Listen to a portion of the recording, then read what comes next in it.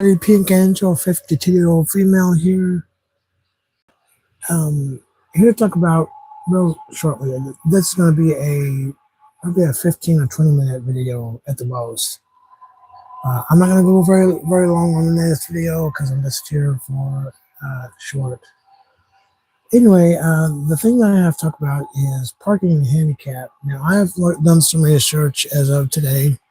I've looked things up on the internet, and there is no reason, if you don't have a plate or placard, if you go like convenience stores in Phoenix and you are uh, parking in a handicap and you have no insignia on the plate or no placard on the dash or on the rearview mirror, you are not allowed to park there.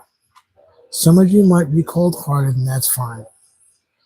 But I ask that you think about this. As a 52-year-old female and physically disabled myself, think about if you had a family member who was disabled. Would you be cold-hearted if you come in and somebody else was parked in that spot that you needed but couldn't park there because they were not disabled, nor they had a plate or placard? I would hope that you would be a little concerned about that, because that if you're not disabled and you don't have a insignia on your plate or a placard in your window, that is to be concerned. So I just want to say that that is the law. And ARS 283 and 284, you can go and read it. I often go in there myself to kind of keep my memory fresh about it. They may have changed some of the wording or verbatim wording or whatever you want to call it.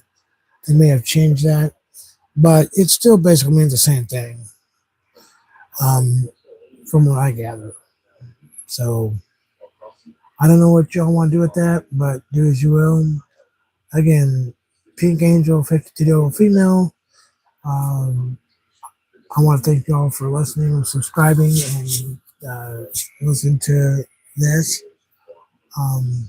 I don't know if I'm doing a video when I'm not today, if I ever get out today, but I do my little, I wouldn't say podcast here. I'm not set for podcast really, but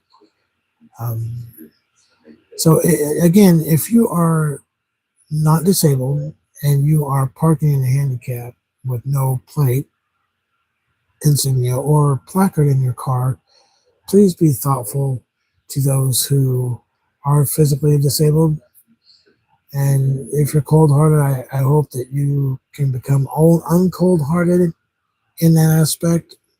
Again, if you had family members who were disabled and somebody parked in a handicapped space that you needed to park in, but you couldn't because they don't have a plate or placard on their vehicle or inside, how would you feel?